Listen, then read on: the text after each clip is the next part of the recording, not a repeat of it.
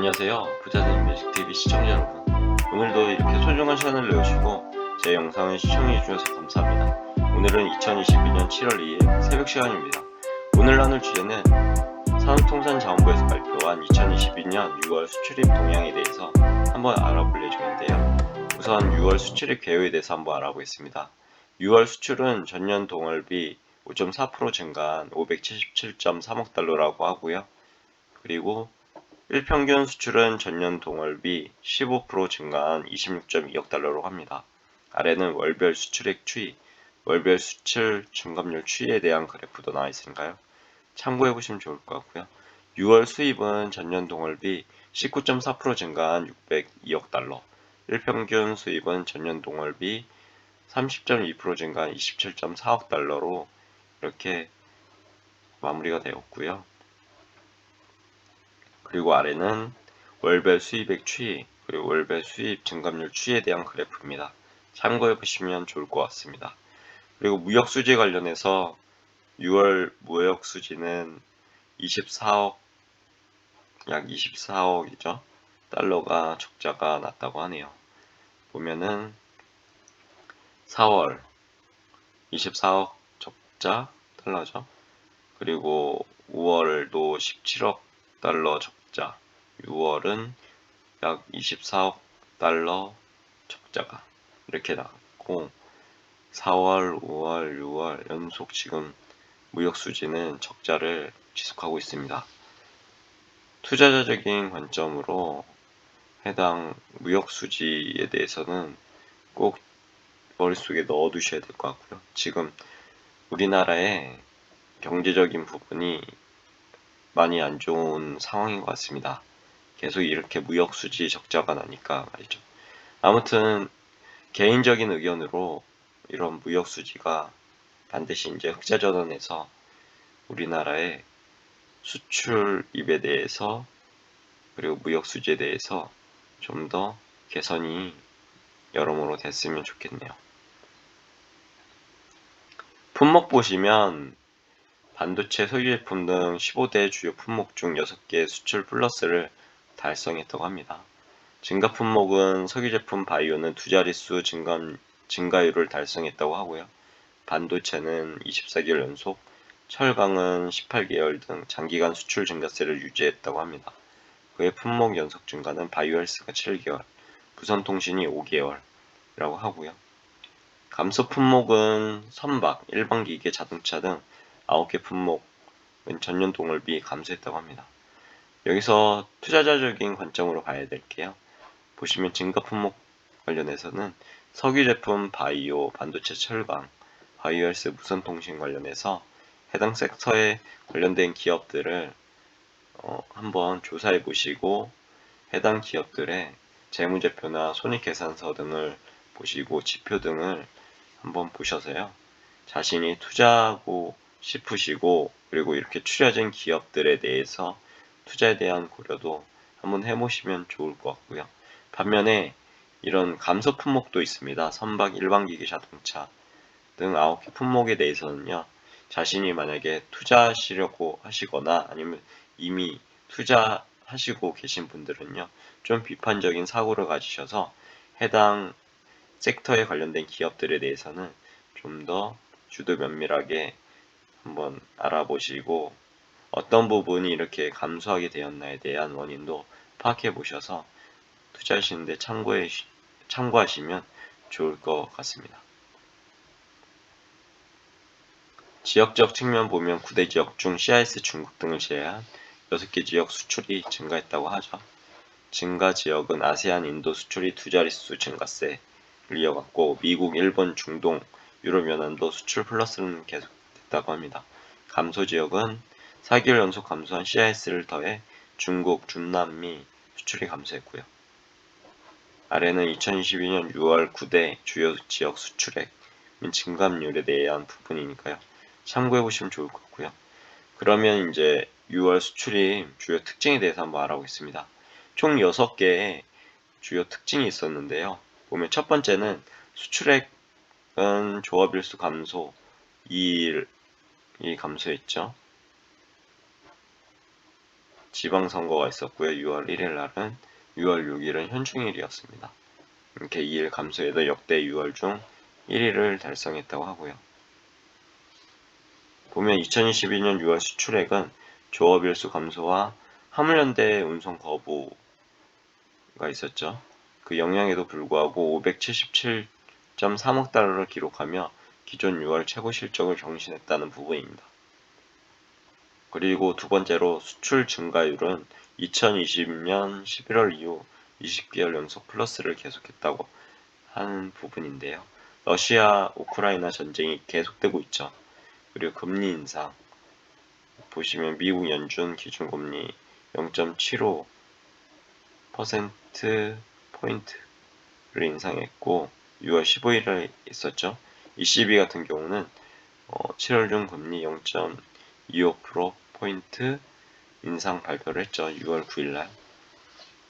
그리고 이런 금리 인상이 있고 글로벌 경제 둔화도 이렇게 우려가 확대되고 있습니다.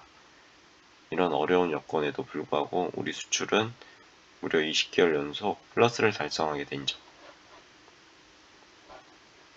그리고 2021년 6월 높은 기저효과에도 불구하고 2022년 6월 수출은 5.4% 증가했다고 하고요. 20개월 수출 플러스는 역대 세 번째로 긴 기간이었다고 합니다. 그리고 지금도 계속 수출 연속 증가 기간을 누리고 있죠. 보면 3위를 차지했습니다. 세 번째는 이제 반도체, 석유제품, 철강, 바이오 헬스 등 6월 중 1위 달성에 대한 부분인데요. 반도체 등 6개 주요 품목은 조업일수 감소에도 불구 증가세를 지속했다고 한 부분이고요. 반도체, 무선 통신 등 IT 품목과 계속되는 높은 단가 영향을 받은 석유제품, 철강 등 주요 품목은 증가세를 시현했다고 합니다. 바이오 헬스와 전기차 등 신산업 품목도 역대 6월 중 1위를 달성했다고 하고요. 반면에 이제 화물연대 관련 물류 차질로 생산 출하에 차질을 겪은 자동차, 일반 기계 품목은 전년 동월비 감소했고요. 해당 ICT 품목이나 이렇게 반도체, 무선 통신기기, 디스플레이, 컴퓨터에 대해서 한번 읽어보시면 좋을 것 같습니다. 특히 이제 반도체 보면은 데이터 센터 투자 등 견조한 서버 수요 등의 영향으로 14개월 연속 수출 100억 달러를 기록하는 등 6월 수출 최고 실적 경신을 견인했죠. 이 부분도 체크해 보시면 좋을 것 같고요. 그다음 증강제하고 석유 제품인데 석유화학 부분 보면 올해 초에 이루어진 설비 증설에 따른 생산 확대와 고유가발 단가 상승에도 불구하고 월 중순 화물연대 운송 차질 영향으로 소폭 감소했다고 하네요. 그럼 철강도 석유 제품도 한번 읽어보시면 좋을 것 같고요. 자동차, 완성차 자동차 부품에 대해서도 한번 쭉 읽어보시면 좋을 것 같습니다. 그리고 신성장 품목을 한번 보면요. 유망 품목으로 조업일수 감소에도 불구하고 OLED 외의 유망 품목은 대부분 증가하며 조업일수 영향을 배제한 일평균 수출은 모두 플러스를 달성했다는 부분이죠. 우리 산업이 경쟁력을 가진 시스템 반도체, 바이오 헬스, 전기차는 전체 수출도 증가하며 2022년 6월 수출 플러스 달성에 기여했다고 합니다. 아래는 2022년 6월 신성장 품목 수출 증감률에 대해서 나온 거니까요. 한번 보시면 좋을 것 같습니다. 주요 3대 품목은 시스템 반도체, 바이오스 전기차고요. 유망 품목은 SSD, OLED, 농수산 식품 이렇게 되어 있죠. 네 번째는 아세안, 미국, 일본 등 주요 시장 수출은 증가세를 지속했다는 부분입니다. 한번 읽어보시면 좋을 것 같아요.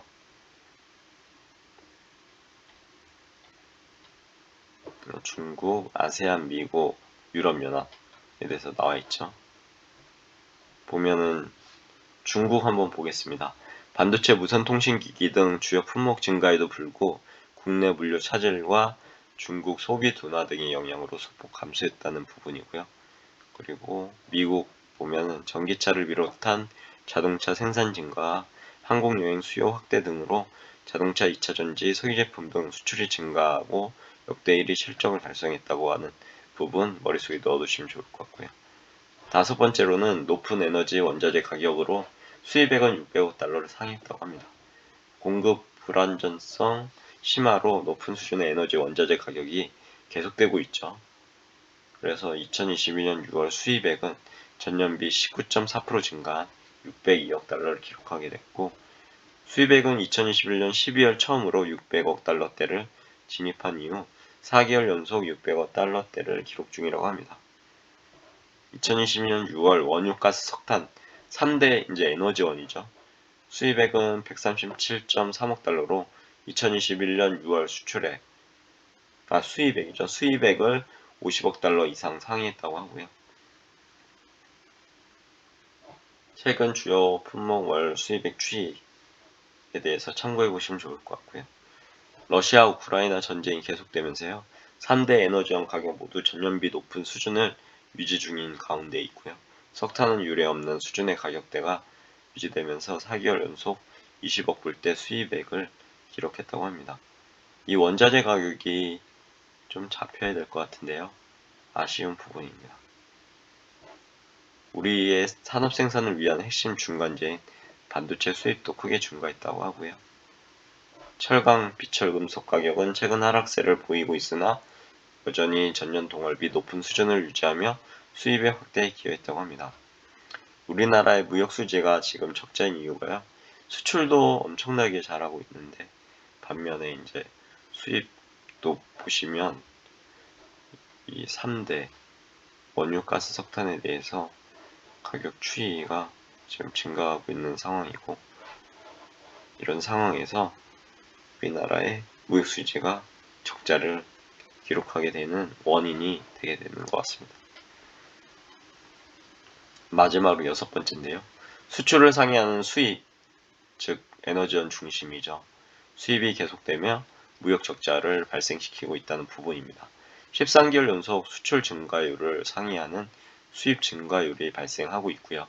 6월 수지는 그러므로 14.7억 달러가 적자가 이렇게 발생하는 결과로 나타나게 되죠. 특히 6월 중순 화물연대 운송 거부에 따른 물류난이 있었는데요. 우리 업계 생산 출하에 악영향을 줬고 수출이 일부 위축된 것도 적자 발생에 영향을 줬다고 합니다. 다만 최근 무역 수지 악화는 여타 주요국들도 마찬가지인 상황이라고 하고요. 일본, 프랑스, 이탈리아 등도 수출보다 수입이 더 큰 폭으로 증가해서 무역 적자 발생이 이어지고 있는 추세라고 합니다. 전반적인 우리나라 비슷한 산업 구조를 가진 나라들의 무역 적자도 똑같죠. 왜냐하면 우리나라처럼 해당 3대 주요 수입에 대해서 원자재 가격이 높아지고 있는 상황이니까요. 그리고 어쩔 수 없을 것 같습니다. 이 부분은 당분간 이슈가 될 것 같습니다.